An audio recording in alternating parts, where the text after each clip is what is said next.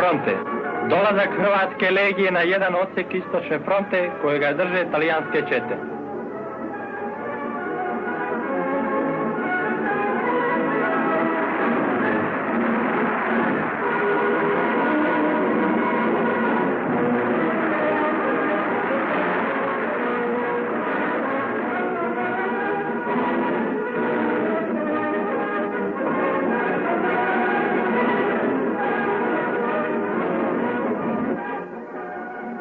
Srdačno drugarstvo između talijanskih i hrvatskih vojnika.